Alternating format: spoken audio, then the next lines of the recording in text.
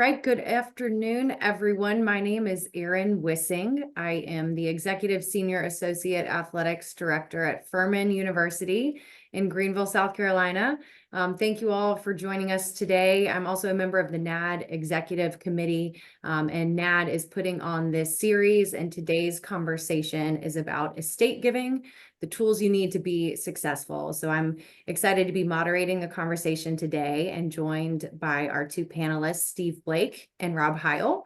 So I want to, before we get started, just give a brief overview over what this series is and what to expect as part of this conversation. This is the third of 5 sessions in the development series that's sponsored by NAADD. And the goal of these sessions is to provide professional development opportunities for the NAADD membership that will add value to your work regardless of your level of experience. So we have over 100 participants today of all various levels. So we hope that you all leave here today with something new that you can apply to your work. We want this to be an engaging conversation together. We'll be together for an hour. We've got some topics to cover, and then we'll save room for questions and answers at the end.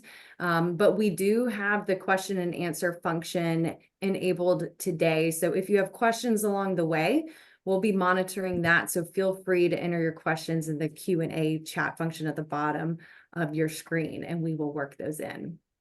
So let me introduce our panelists. I'm going to start with Rob Heil from Kansas State University. Rob is a 2-time graduate of K-State, where he completed both his undergraduate and his graduate degrees in 2004 and 2006, respectively. Rob began his career in college athletics as a basketball manager at K-State. Following his time there, he spent 9 years at the University of Texas, where he worked in marketing and development for athletics.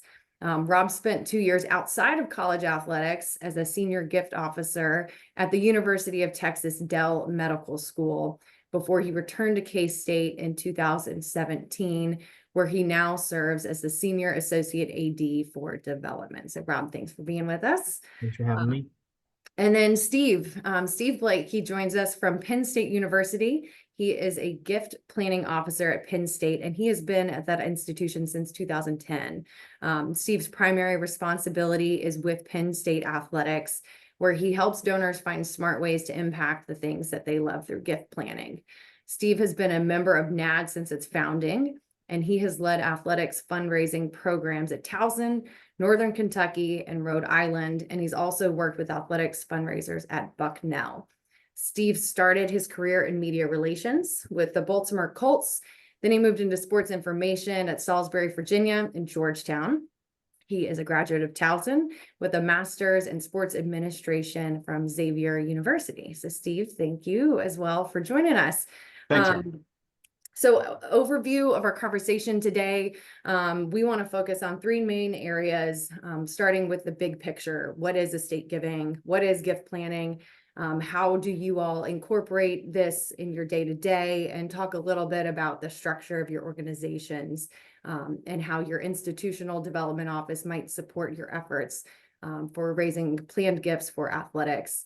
Then part 2, we want to talk about what it looks like to work with donors. How do these conversations go? What might you be able to expect? And then third, stewardship. One of the most important parts of our jobs. How do we properly steward our planned gift donors? So with that, let's just go ahead and dive in. And Rob, I'm going to start with you.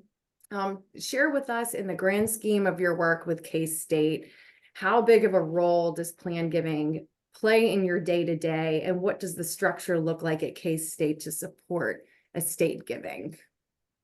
Thanks, Erin, and good afternoon, everyone. At K-State, working in college athletics, I think most of us know cash is king. So it's, really important to have the annual major gift side of things, but planned giving on our house, it's something that we as gift officers need to be paying attention to, because not everyone that we work with from a donor standpoint, is going to be able to make that, large cash gift, but they could have a really significant impact through gift planning or an estate gift. So it's our job to make sure we're listening for the key things that could identify a estate gift donor. I would say we're pretty well supported here at K-State and with gift planning. We work with our university foundation on that aspect of things. We don't have anyone on staff focused on gift planning for athletics on our day-to-day staff, but we have 8 staff members at our university foundation who focus on gift and estate planning, and they're only a call away. If we come across someone who wants to make K-State Athletics a part of their estate plan or gift planning, we'll let them know who it is and then have them go on a visit with us and hopefully get a gift closed.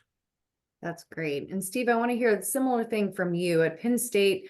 Talk to us about the structure. How are planned gift conversations supported at Penn State? And then how do you define gift planning? We had a great conversation when we were preparing for this call. The title of this conversation is about estate giving, and Steve gave us really great insight into the term gift planning, which he prefers to use, and it makes a lot of sense. So Steve, share with us about that.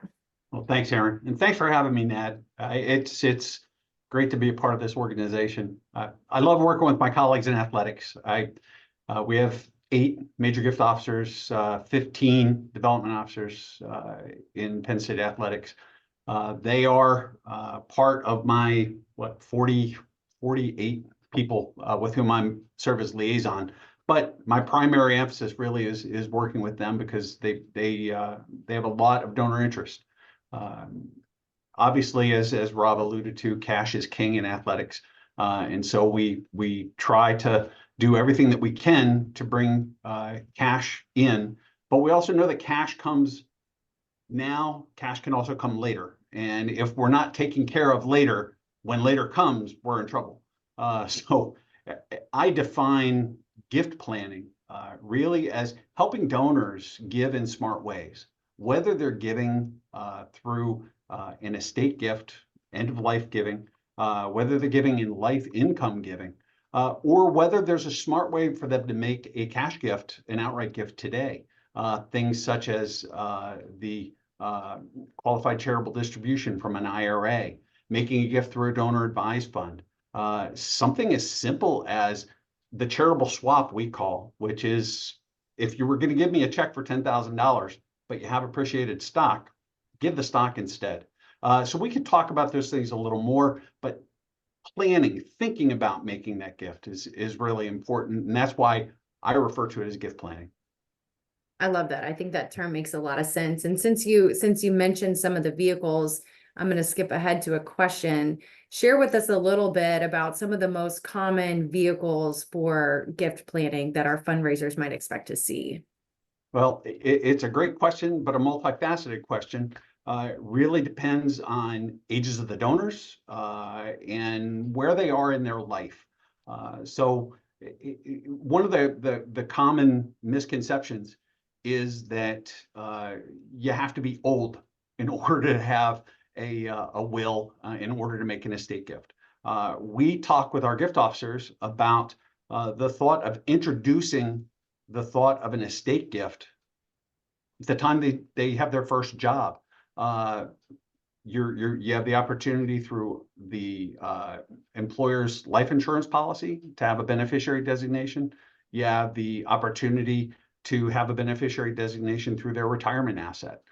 Once we get people thinking about gift planning, thinking about how they can make their gift today or down the line, then it becomes a lot more common in our follow-up conversations throughout their life. The most common gift plan, if you will, really does get back to the estate gift. It gets back to, will you put Penn State or name the institution in your will for a specific purpose? And then we define what that specific purpose is. In many instances, we're actually asking, have you already included the university in your will? And if you have, do you have a specific intention for that? Research has shown that once someone has put an institution in their estate plan, they make more outright gifts during their lifetime. Dr. Russell James down at Texas Tech has done phenomenal research on this. And anyone who's interested, go to LinkedIn, Dr. Russell James. He'll give you all of his research at no cost. He just loves spreading the word about this. But Dr. James's research shows that people who are making gifts through their estate plan are making more outright gifts during their life. And those are the folks who we want to continue to work with, because they're going to be the most generous donors over their life. That's great. Thank you for sharing that resource. Rob, so to you, what are 2 or 3 things that you know today about estate giving or gift planning that you wish you knew when you first started out as a fundraiser? I think some of it refers to similar to what some gift planning options that Steve just mentioned. Getting into it, I thought, you just, leave K-State or whatever institution in your will and the money comes to them eventually. But the ways that you can make a gift to a university and have an impact, whether it, through an insurance policy or a CRUT, there's a variety of things that can benefit a donor tax-wise and can also benefit family down the road in the future, but still have an impact for the university or for your athletics department.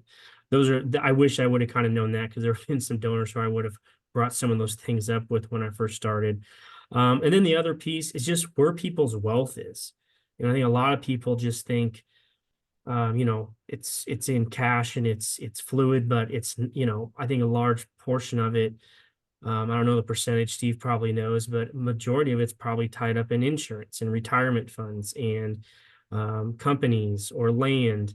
There's a variety of other things that people have, and it's not just cash.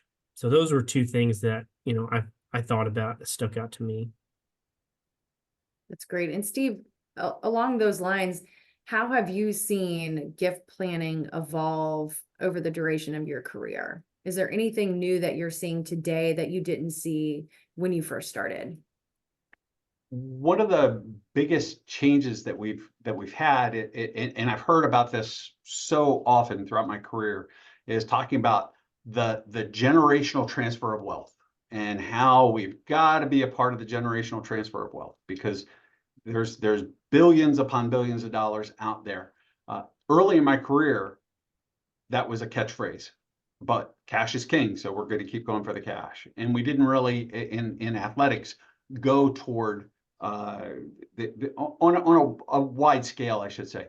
We didn't go toward the generational transfer of wealth. Now, our smart colleagues across campus, they were the ones who were going and having the conversations with donors about how is it that we can make the best use, the smartest use of our resources, of our assets, to bring to bear on the university, because those folks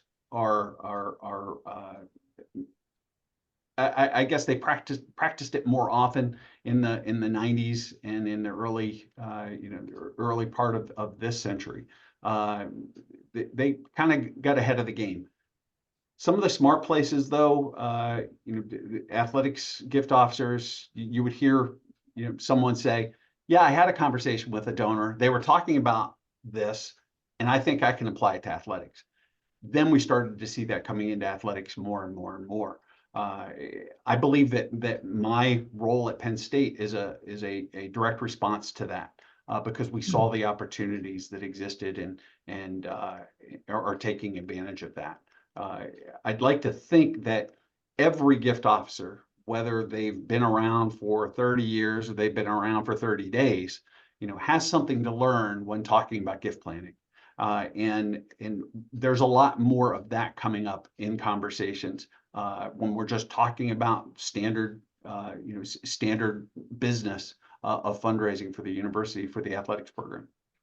So considering there's a lot to learn, and a lot of us who are on this call don't necessarily live in the planned giving conversation every day. Rob, is there anything, and this question is really for both of you, but Rob, I'll start with you. Is there anything that you all are doing as K-State, whether it's athletics or as your central development office, to provide continuing education opportunities about planned and estate giving? Mm-hmm. Yeah, we need to be better about it recently, but we were in a good habit through our university foundation of going over and doing a lunch and learn about every other month. and we would have one of the gift planning directors up talking about, maybe it was a CRUT, and talking about, examples that they've closed, a chattel remainder trust, examples that they've closed and how they did that. And then they would go through scenarios and say, Tom and Susie Smith have X amount of dollars in the retirement. How would you approach them? What would be the right vehicle to set up a planned gift with them? So that was super helpful because it kind of put people on the spot and gave real examples. And then from the athletic standpoint, I've had staff from the University Foundation come over and kind of do a gift planning 101 with us, where they talk about, gift planning as a whole. And then we may have them come back and talk about a specific area of gift planning, so that our staff knows enough to what to look for, things to ask, so that they can then come back and know, like, hey, I've got to have a gift planning director go with me to help get this gift closed. And that's what we've told our staff too, is like, this is what you need to look for. This is what you need, questions you can ask. But then once you kind of feel like they could be a planned gift prospect, come back and let's have a conversation with the gift planning team, because those folks are in the weeds. The tax laws change all the time. Like, let's not tell them the wrong information. Let's get the right person in front of them so that they get the correct information the first time. That's great. Steve likes that answer. I love it when a gift officer says, I don't know, I'm going to go find out the right answer to the question instead of trying to make it up. If we can get out of our own way, we're so much better off. Mhm. Yeah, great point. Well, perfect segue. Let's start talking now about just our work with donors. So Rob, you said it. So let's start with you, and then we'll transition to Steve. What are you looking for when you're in a conversation with a donor, or you've established a relationship with the donor? What indicators are there that you should keep your eyes out for to know that someone is primed and ready for a planned gift conversation? Well, I mean, some folks, bring it up, like if you talk to them about maybe a capital campaign you're working on or a certain initiative, and they say, well, I can't have a big gift towards this. You could bring it up like, well, have you ever thought about making a planned gift through your estate that could help us and help this programming? So, make sure you bring it up if, they say that maybe they can't help you right now. But they can still have an impact in their life down the road. The other piece is if they don't have kids, that's a big indicator. If they're single, if they have a company that they're looking to sell, there's some tax advantages there you can take advantage of. Some donors I've worked with is, I don't want all my kids to have everything. Like, they don't trust them, or they just know that the kids may go and blow it. So they may want to send it to the university and set it up so it has more of an impact. So those are some things that I've seen and, kind of listen for as well. That's great. Steve, how about you? What are some indicators that you keep your ears open for? All of the above, really. Asking those open-ended questions is so important. I'm going to go a little further though, in another direction, and that's being prepared to listen to things. That's being prepared to ask questions. So I believe we need to know our donors really well when we go into the conversation. And I've told many donors with gift officers in the room, I've yet to twist someone's arm to make a gift. I've yet to force someone to make a gift. By and large, my job is to help the donor make the gift that they want to make the impact that they want to make on the program in the smartest way possible. It is amazing to me, and I really should go back to this. I should have said this in your earlier question. It's amazing to me how much smarter I am now that I'm in gift planning, because I ask the same questions when I was not in gift planning, and people would be pretty quiet, pretty reserved. But suddenly there's a gift planning officer in the room, and here's Steve, the gift planning officer. People are telling their life story. People are telling all about the assets, the company that they're thinking about selling, Rob, or the piece of property that they have, or the vacation home that is just such a pain. And I'm thinking of selling that. And they want to get, in my opinion, they want to get the best bang for their buck. They want to make a gift that's going to impact the institution. So they're already thinking about that, but they want to make the gift in the smartest way possible. And so by sharing the information regarding the assets that they have at their disposal, they are literally finding the best way to do that. And by having me sit as a sounding board, or one of my gift planning colleagues sit as a sounding board, we can absorb all of this information and then go back to them with ideas on how they might make use of the assets to make the impact that they want, or perhaps even a bigger impact than they thought they could. And we find that a lot. We find that a lot when we have had a good conversation with a donor, and then we go back to them with some thoughts. It's, wow, I never even thought about that, or my financial advisor never even thought about that. I'm so glad that we had this conversation. Again, it's having the gift officers set the table, if you will, and then collaborating with a gift planning person to bring this home. Now, for those folks who don't have gift planning officers, for those folks who don't have Steve Blake, who have to be their own Steve Blake, and I was one for years, you can say the same thing. You can present the same kind of options and make the comment, when donors like you, with whom I've worked, have been in this situation, they have done the following. So you're now giving the donor, or the prospective donor, the mindset of, one, this gift officer knows what they're talking about. This gift officer is trying to help me, and they've done this with other people. So by just those standard words, donors like you have done this. In my experience, this might be something that you can consider. You're helping people in the process. Great advice.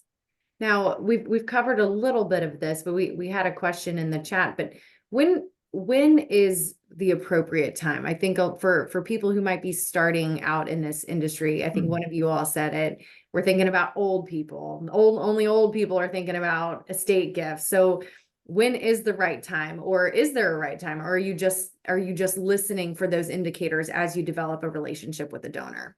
And Rob, we'll start with you. I mean, I think you can be listening, and you can offer planned giving options at a donor of any age. It doesn't have to be someone who's just old, because there's a variety of ways. Just like Steve said, I mean, you've got retirement funds from your work that you can, leave your university as a beneficiary. So I think there's ways that you can do that. And I think it's important for a gift officer that they need to bring up a planned giving option to the donor through the conversation, because you're doing a disservice to the donor by not bringing all the ways that they can impact the university up.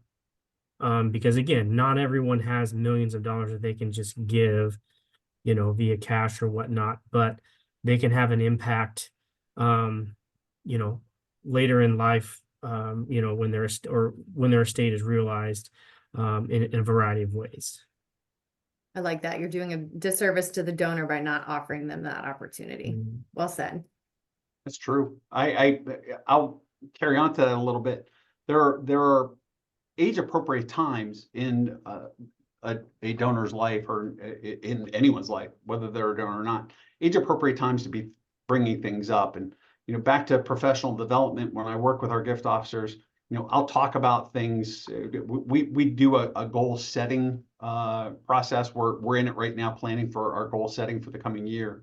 And I'll review all of the donors to see who's making gifts currently by using stock, who is making gifts through qualified charitable distribution of their IRA, who is 73 years old and above, who I can ask the question, donors like you who are 73 or 78 or however old, donors like you who have IRAs are making gifts using a qualified charitable distribution. Do you have an IRA? So knowing a little bit about the donor as you go in Again, you can talk about the retirement asset or the life insurance when someone's 20. When you're in your 30s, 40s, people are getting married, they're having their first child. Now they're thinking about a will. Now they're thinking about, let's make sure that my family is taken care of. President of Bucknell University, Steph Rogers, used to say, I don't want to be your #1 philanthropic priority, but I'd like to be in your top 3. And would you put us in your top 3 in terms of philanthropic priorities? And that goes to so many areas, putting us in your estate plan, making us the beneficiary designation of your retirement assets, your life insurance, thinking about the other ways that you can be philanthropically supportive. And once you get your name on the dotted line on the beneficiary designation form in the will, again, regular gifts start to grow, outright gifts start to grow. But let's say you're in at $50,000 or 5% of someone's beneficiary or the beneficiary of an IRA, you're in at 5% of that. Well, that $50,000 when they started grows over the course of their lifetime. So the gift is going to grow with it. So you naturally have the opportunity to continue to grow, and eventually you're going to get that money. So these are the things that we think about. Know what the donor's age is, know what they're doing in their life, and think about those things before you go in to have the conversation, because you can ask those really good questions and the good open-ended questions, and allow the donor to answer those things and help themselves in the process. So I had a question for you later, but you just gave a perfect segue to it. So tell us about, you have a practice at Penn State, and Rob, I think you have one similar at K-State, but for these long-standing estate gifts, where people have left the institution in their will, what is best practice for reassessing the value of that estate gift, and how do you do that? At Penn State, we have had successive campaigns for a number of years now. We end one campaign. In one instance, we went right into the next campaign. Another, we waited a little bit. We went into the next campaign.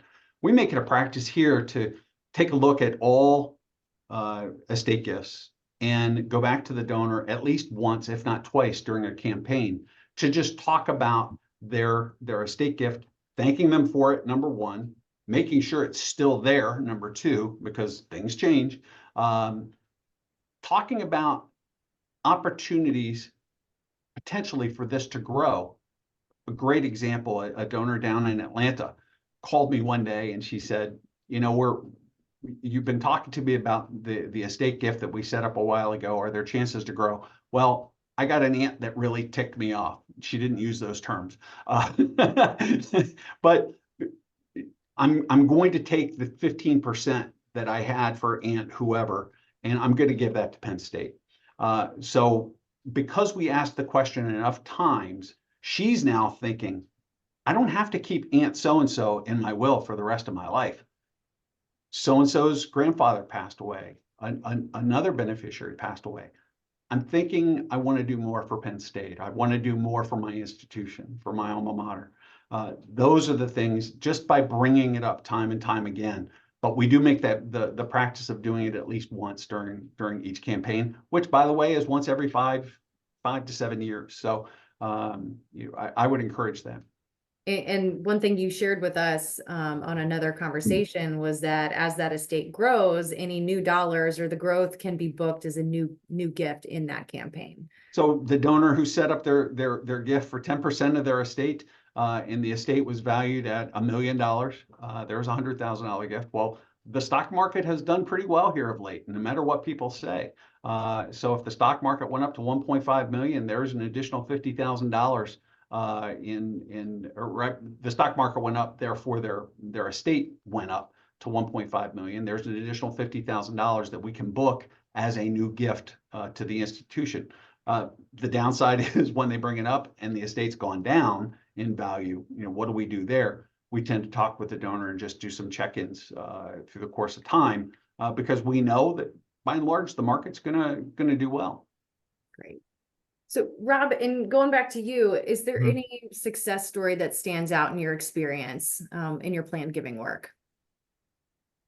Yeah, I mean, it's similar to what Steve said. We're, evaluating our estate gifts through the foundation every 5 years. But through that process, we've done some exercises very similar to what Steve has done, where you go back to the donor and you talk to them and thank them for putting K-State or K-State Athletics in their gift planning or estate plans. And talking through that can yield another gift, because like that, things change. I would say one of the successes that I had was, and I was going to bring this up at the end, but is collaborating with campus and athletics on a gift. When I was working at the Dell Medical School, leaving athletics, obviously had a lot of great relationships, but there was a donor who had an estate gift set up through athletics for just student athlete well-being. Well, they became very passionate about mental health, and neuroscience was just a specialty that the medical school was focusing on. And so we shared that story, and then with what at the time Texas was doing with mental health, and we collaborated and ended up, I think it was a couple $1 million estate gift, ended up closing it to be a $20 million estate gift. So I think if you can find ways, and this is really anything, but you find those personal things that a donor's passionate about, and if you can present it on a unified front, on the academic side and athletic side, I think you can obviously yield a bigger gift. That's great. Being donor centric to get the best Mhm. gift. Steve, do you have any interesting, you're in this world more than Rob and I are. What are some of your most interesting or creative estate gifts that you've seen?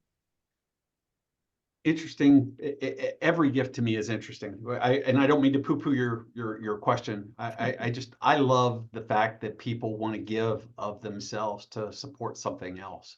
Now, when it comes to interesting ways, interesting methods that they've made gifts, there's a ton. So I have the opportunity to work with a 42-year-old woman who runs a financial services company, and she said, I'm thinking that my taxes are now that they're capped, my state and local income taxes are capped. I need more deductions somewhere else. So I'm thinking of just giving my salary to Penn State, and I'd like to set up a way that I can get some money back eventually.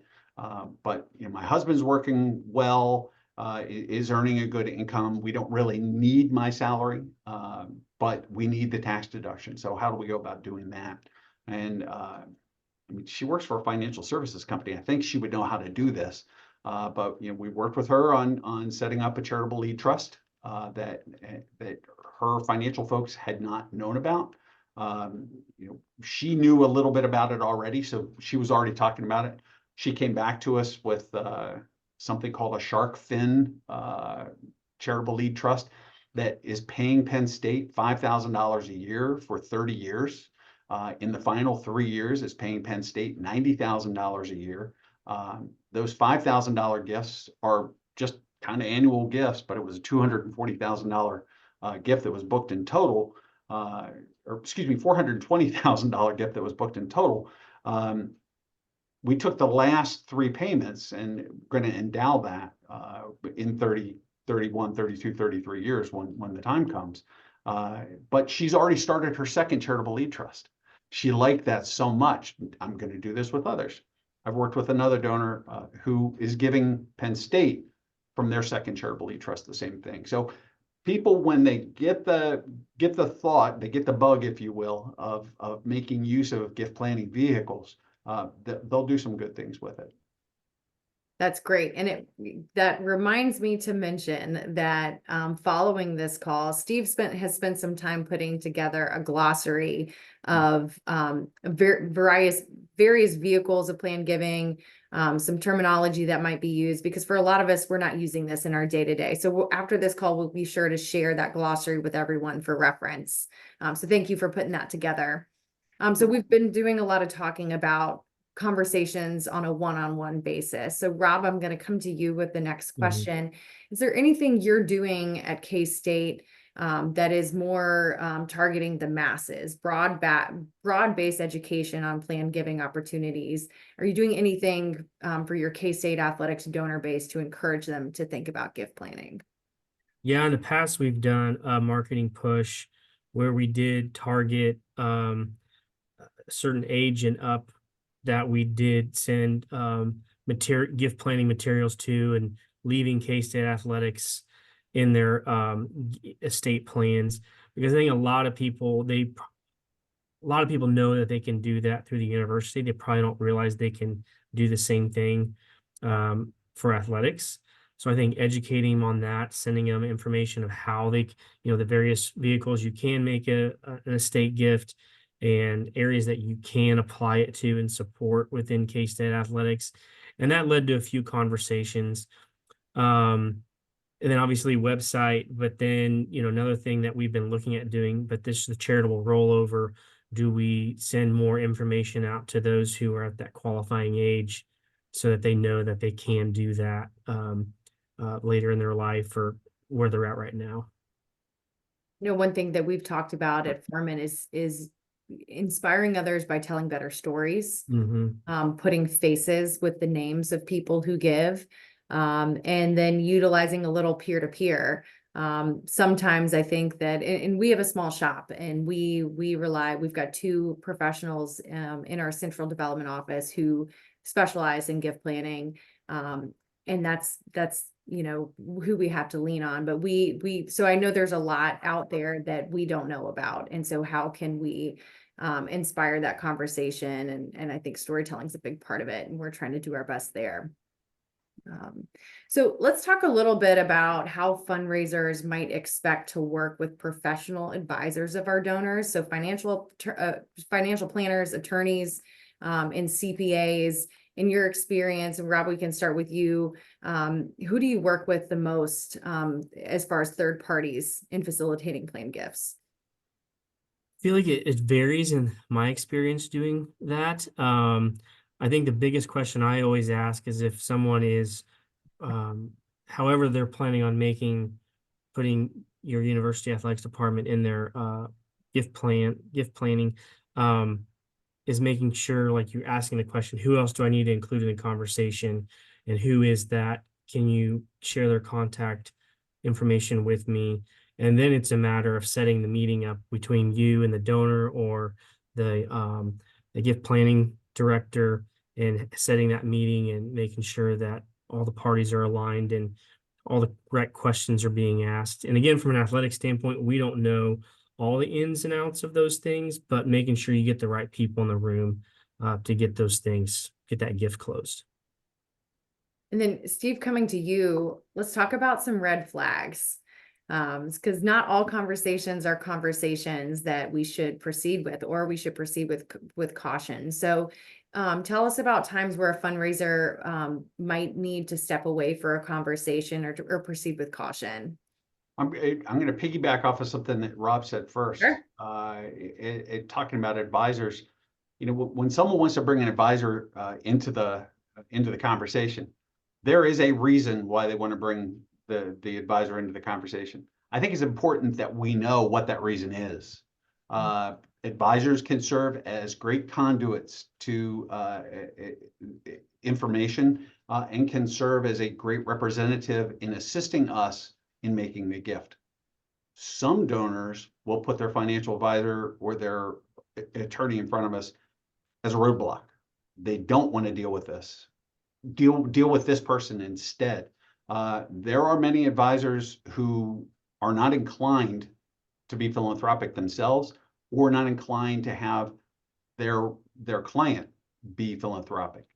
We need to know those things in advance, and we need to make sure that we have an ally when we're sitting at the table. And if we don't have an ally, we don't want to go in, being jerks, but we need to understand, where we're going there. And thanks for allowing me to just piggyback on that. To your question about red flags, there's a couple of things that we really want to look out for when we're having the good conversation, as Rob just said, talking about who are the people who you trust, who are the people who are impacting or going to be impacted by this gift or potentially impacted by this gift. If we're talking about an estate gift or talking about beneficiary designation, we want to ask the question, is someone going to be upset because you're making this gift, without saying, is someone going to be upset when you're making this gift or because you made the gift? We can do this in a couple of different ways. At Penn State, we have a legacy statement that a donor will actually create that says, this is why I'm making this gift. It can be as short as a couple sentences. It can be several pages long. But in the process, we can say, when you pass, who are your stewardship contacts? Who are the people who we should be working with when the gift is actually going to be received by the university? What are we doing when we ask that question? We're asking who is going to feel good about this, but we're also now asking, are there going to be people who aren't going to be feeling so good about this?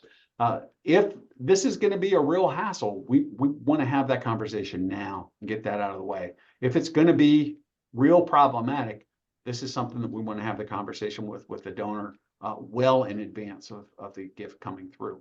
The other thing that we should make note of, we alluded earlier to mental health for student athletes, students, for people in general.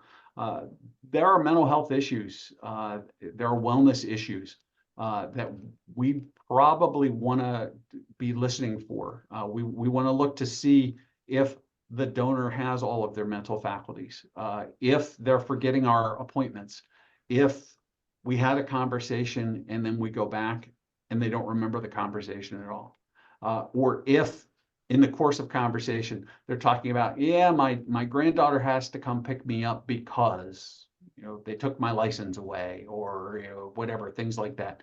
We need to be listening to those things, because when an estate gift comes through, there could be challenges to that, because a family member could turn around and say, you knew that my grandfather, or you knew that my father was impaired, but yet you continued to have the conversation. So we want to be cognizant of that.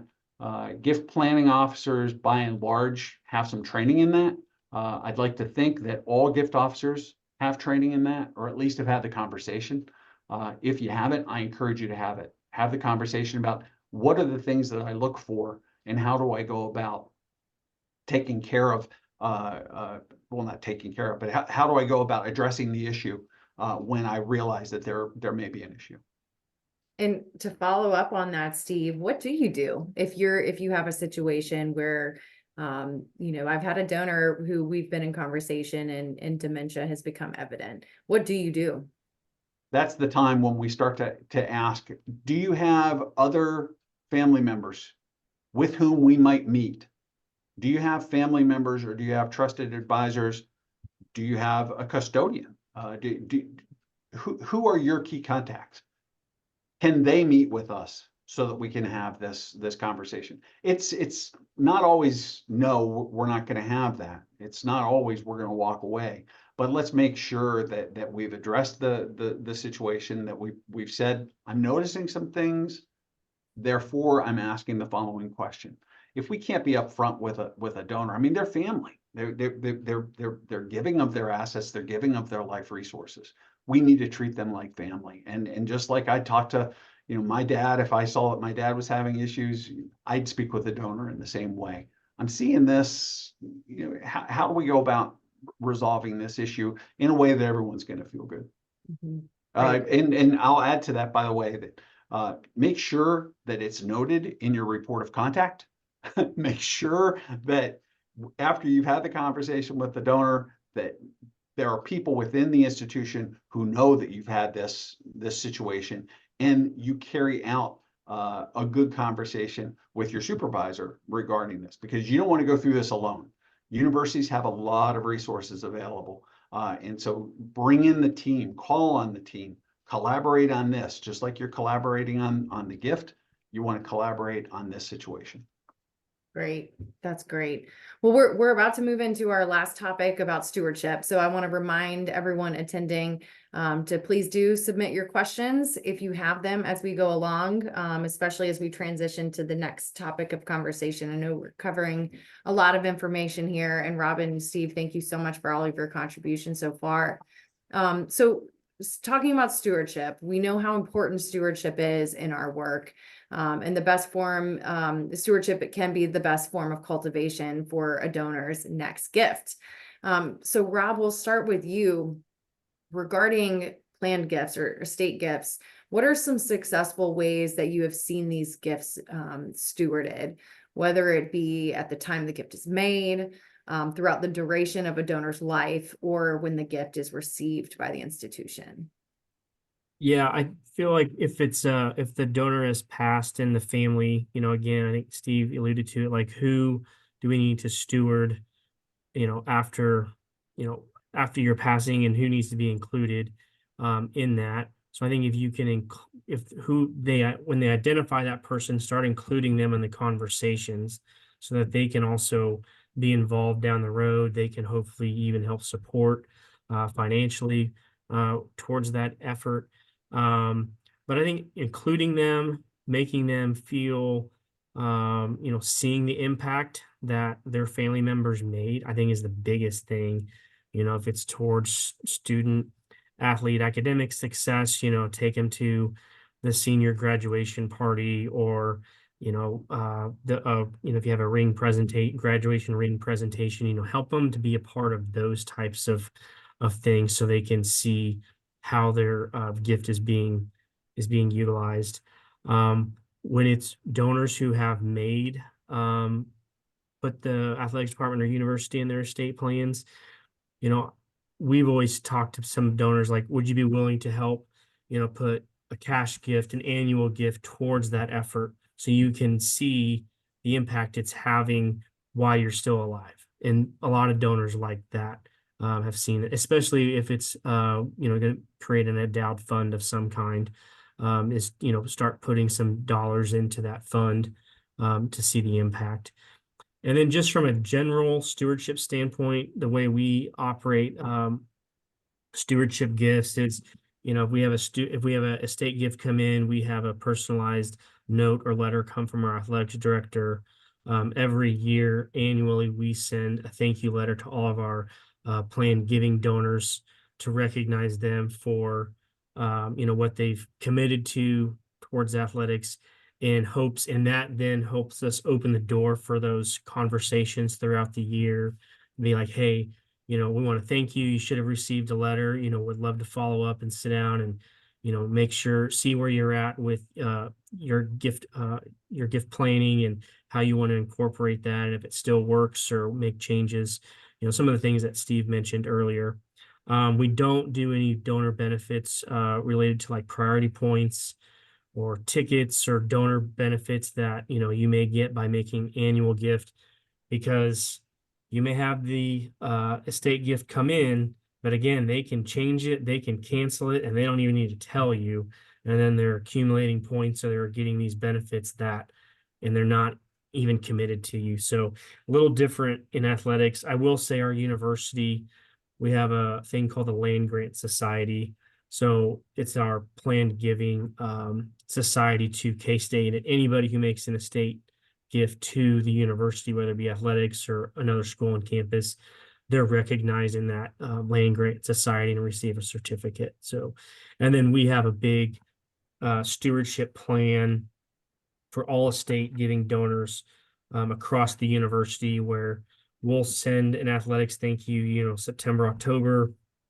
They'll get like a Thanksgiving card. Then they get a card at Valentine's Day, Happy Holidays card. Then they get, a report per the area of the university that their gift will go to support so that they know what's going on. It's great. Steve, how about you? How do y'all do it at Penn State?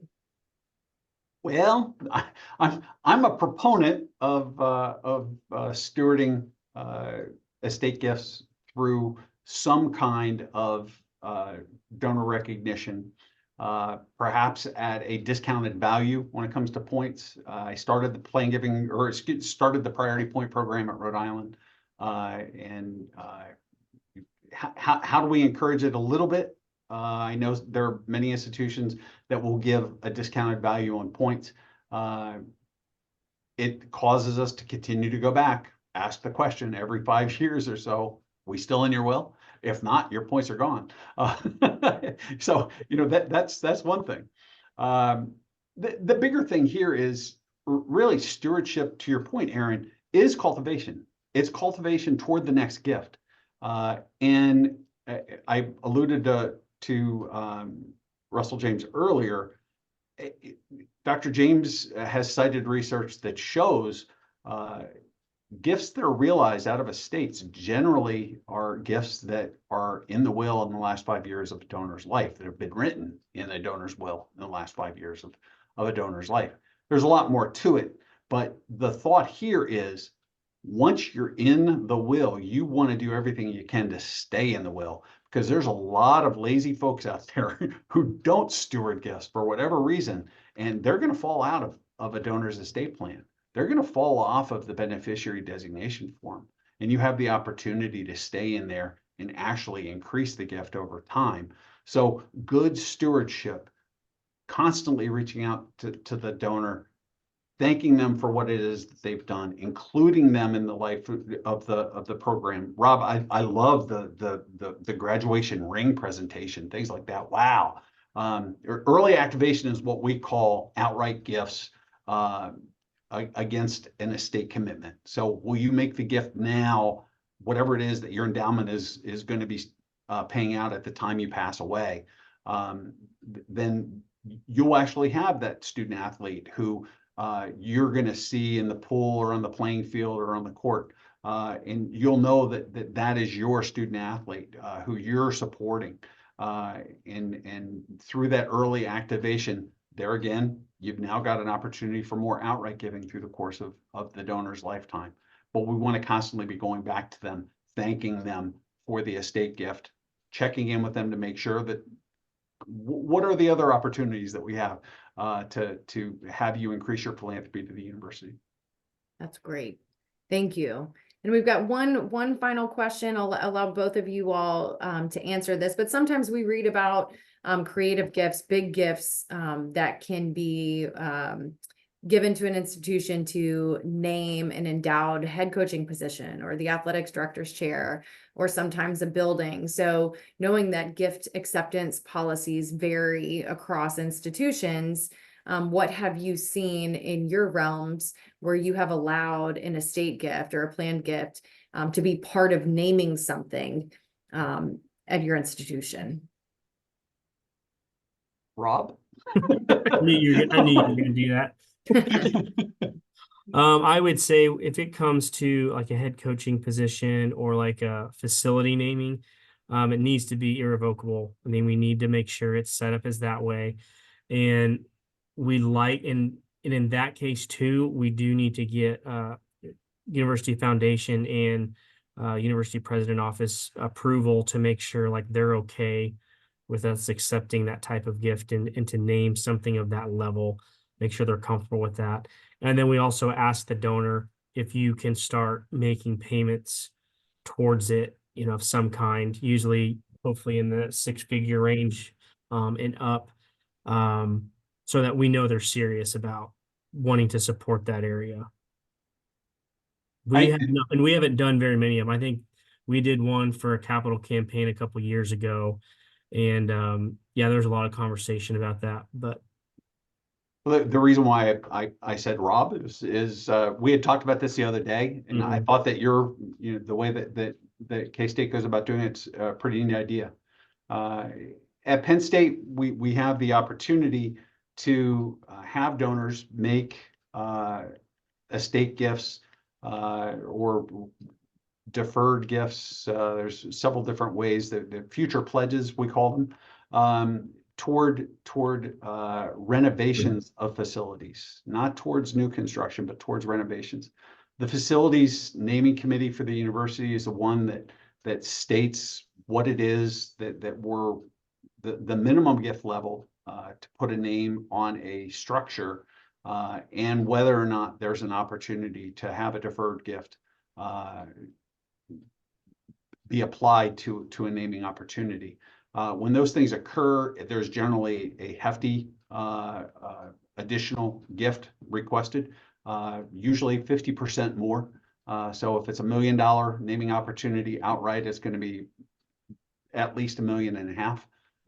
And that's again for facilities renovations. And that's not all facilities renovations. It all depends on how the facility renovation is being financed. And so in our instance, we've had some instances where, yep, you can do that. And there are other instances where, no, you can't. One really neat thing that we have done is ask people to make outright gifts in substantive levels towards these kind of things, whether it's a facility naming or whether it's a position naming. But would you backstop that with an estate gift to make sure that pledge of $5 million, if something were to happen between now and the end of your pledge period, we will have the funds. And so that's another thing that we want to ask our donors about. Would you backstop this with some kind of an estate component, an irrevocable estate component? Great. And we just had one final question pop into the chat. The question is, cash is king, but how do you make a planned giving donor feel like $1 million cash donor? Well, again, I think it goes back to getting them involved, letting them see, have that insider feel just like you would $1 million donor. I mean, get them involved and let them see the impact. We were just talking about that in the office this morning, and some gift officers or some administrator, really it's the administrator, it's not the gift officer. The administrator is and with all due respect to our colleagues in NAADD, up the ladder there a little ways, cash is king to them. We need to remind them that some athletic director at some time is going to be receiving this gift. And you have benefited from the athletic director who was really grateful 30 years ago when another donor made the gift that was just realized. So if we continue to remind folks that this is a gift, there will be money involved, and we need to steward them appropriately, however this institution feels is appropriate, the donor is going to feel really good. Good deal. Well, that brings us to the end. I've got some wrap up items to discuss before everyone jumps off. But Rob and Steve, any final thoughts for the group? Mine would just be similar to what Steve said. Athletic directors need dollars in the door to operate, and especially with like the NIL environment we're in. But as Steve said, it's important for us to take care of our athletics department or our university in the future, and that's what gift planning can do. I would just close with the thought, going back to the very beginning, we want to work with donors to help them impact the institutions that they love in the smartest way possible. By doing that, we're showing them that we care about them as well as caring about our institution, and everybody wins as a result. Thanks. Well said. Well, great. Well, thank you everyone for joining today. This program has been recorded and it will be housed on the NAADD YouTube channel for future viewing. So feel free to spread this opportunity with other people. We do have some more NAADD programming coming up. So on May 1st, we'll have another session. It will be a joint session with CABMA. And the discussion will be about the intersection of athletics development and the athletics business operations. So I think that one will be great. And then following that on May 15th, we'll host another coffee with an executive committee member. So be sure to keep your eye on your emails and your social media for more information as those dates get closer. But this concludes our session today. Thanks so much for joining us. And thank you, Steve and Rob. Thank you. Thank you.